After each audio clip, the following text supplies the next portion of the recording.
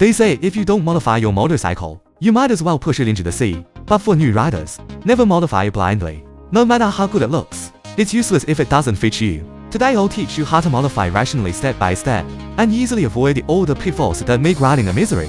First, let's talk about layering the handlebars, also known as commutes. After the modification is done, you'll naturally lean forward, and instantly get into a racing stance. That feeling of being lower than the wind, and the sharp, responsive riding feel, is truly addictive. But if you're a new rider, I sincerely don't recommend you do this modification.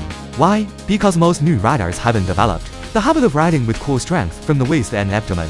When riding in a forward-leaning position, you can easily rest your hands on the handlebars, and will only instinctively use your arms to stiffly hold up your entire upper body. After less than 10 minutes of riding, your arms will become sore and weak, and you'll be exhausted. What's more dangerous is that long-term tension and stiffness in your arms will directly affect your steering control, making the handlebars jerky and unresponsive, and you can easily lose control in emergency turns. Not only will the riding experience be terrible, it will also greatly increase the safety risks of riding on the road.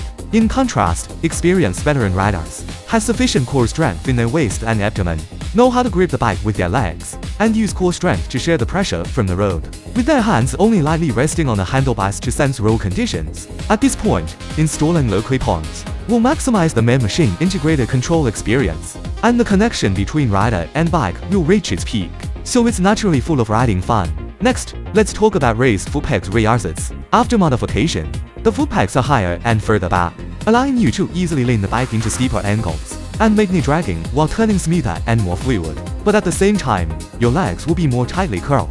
It's great for short rides, but long rides will cause severe soreness and discomfort in your thighs and hips. I have an honest suggestion for everyone. If you haven't even mastered the riding limits of the stock Footpegs, don't rush to install raised Footpegs, because in the stock configuration, if you can't lean the bike low enough, this modification will only add unnecessary riding burden. Many people modify their bikes for a temporary track daydream, only to find that during daily commutes, their thighs are too cramped, and finally have to switch back to the original parts. So, for those who really want to do this modification, I recommend you test ride a modified bike first, and experience it for half an hour before making a decision. If you've already installed raised Footpegs, and feel uncomfortable from excessive curling of your lower body, installing a taller seat is the best solution. Raised Footpegs paired with a taller seat will actually make the angle of your thighs more open. This position is a proper racing riding position, tense but not cramped. Besides, there are also riders who are just tall and find the stock seat too long, making their legs curled and unable to stretch while riding. Simply installing a taller seat alone can perfectly solve the problem of fatigue from long rides and greatly improve comfort. So among these four modifications, the taller seat has the clearest purpose and is the least likely to go wrong. Finally, let's talk about windshields. Of these four modifications, this is the one I most recommend regular riders to try, because it has nothing to do with riding skills, only with comfort. The stock windshields on many bikes are at an awkward height.